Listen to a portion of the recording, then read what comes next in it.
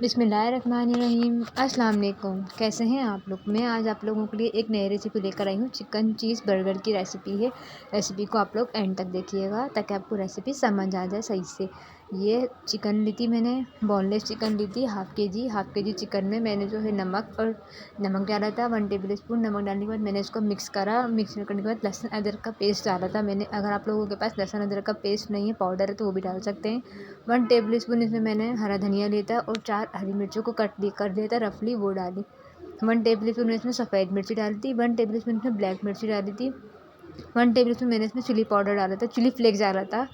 फिर मैंने इसको मिक्स करने के बाद हमने इसको ये देख लीजिए, ये मिक्स करने के बाद ये ऐसा हो गया। फिर मैंने इसको ग्राइंड चॉपर में पीस लिया था। पीसने के बाद इसकी फ़ॉर्म देख लीजिए आप लोग कितनी अच्छी है, इतना स्टिकी बना था। फिर जो है मैंने इसको तवा पर फ्राई करा था। तवे पे फ्राई करने से पैटी हमारी सही बनती है। चलो फ्राई करा था, डीप फ्राई या कुछ भी नहीं। फिर सिजलिंग बनाई थी। सिजलिंग में मैंने बंद गोभी ली थी हाफ कप। सिजलिंग के बाद मैंने इसमें लिया था 1 table spoon black pepper, 1 table spoon white paper.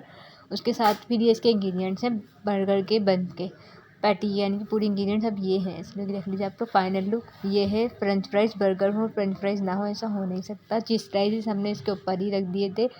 चीज़ स्लाइस हमने इसके ऊपर रख दिए थे ताकि चीज़ भी हमारी मेल्ट हो जाए। इस क्वांटिटी में मेरे 5 बर्गर बन गए थे। 5 पैटी के साथ बन गए थे। बन को फिर हमने हल्का सा तवे पे टोस्ट कर लिया था ताकि बन हमारे अंदर से सॉफ्ट रहे बिल्कुल। फिर मैंने इसमें मायोनीज़ और ना केचप के साथ एक सॉस बनाई थी, वो मिक्स करी थी हाफ टेबल स्पून दोनों बर्गर पर, ऊपर भी एंड नीचे भी दोनों पर। हाफ टेबल स्पून ऊपर वाले बर्गर पर लगाई थी, हाफ टेबल स्पून नीचे वाले बन पर लगाई थी ताकि हमारी सॉस अच्छे से बर्गर में लग जाए। फिर हम लोगों ने इसमें सैलेड पत्ता लिया था। सैलेड पत्ते को हम लोगों ने इस पर लगा दिया था।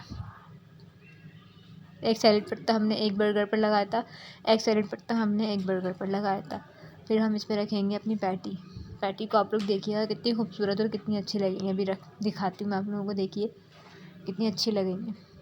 एक सलाद पत्ता एक बर्गर पर रखेंगे, फिर दूसरा सलाद पत्ता दूसरे बर्गर पर रखेंगे। ये फाइनल लुक पैटी के हम लोग देख लीजिए, चीज़ इस पर मेल्ट हो गई थी, कितनी अच्छी लग रही है, कितनी खूबसूरत लग रही है। फिर हम इसमें अपनी सिजलिंग रखेंगे। 1 टेबल स्पून मैंने सिजलिंग रखी थी। 1 टेबल स्पून मैंने एक बर्गर पर रखी थी। 1 टेबल स्पून मैंने दूसरे बर्गर पर रखी थी। आप लोग देख लीजिए 5 बर्गर बन गए थे इस सिजलिंग में भी और जो है इस कीमे में भी। कि दूसरे में भी हमने 1 टेबल स्पून रखी थी। फिर हम इसको ऊपर से दोनों तरफ से कवर कर लेंगे। अब इसकी फाइनल लुक देख लीजिए कितने अच्छे लग रहे हैं, खाने में भी बहुत अच्छे बने थे। आप लोग ज़रूर ट्राई करिएगा। वीडियो को लाइक करिएगा, सब्सक्राइब करिएगा, बेल आइकन के बटन को भी दबा दिया करें ताकि आप लोगों को मेरी नई आने वाली वीडियो ज़रूर मिल जाए। और आप लोगों को कोई रेसिपी सीखनी हो तो आप लोग मुझे कमेंट कर बताइए, फिर मैं आप लोगों को वही रेसिपी सिखाऊंगी। ये देख लीजिए 1 सर्विंग, वो मैंने 2 सर्विंग का दिखाया था, ये 1 सर्विंग का है फ्रेंच फ्राइज़ के साथ 1 सर्विंग। खाने में भी बहुत अच्छे बने थे। इस रेसिपी को एग्जिट फॉलो करेंगे तो अच्छे और टेस्टी बनेंगे। ये देख लीजिए पैटी कितनी जूसी बनती है। अमूमन हमारी पैटी ड्राई हो जाती है, मगर ये वाली पैटी ड्राई नहीं होती।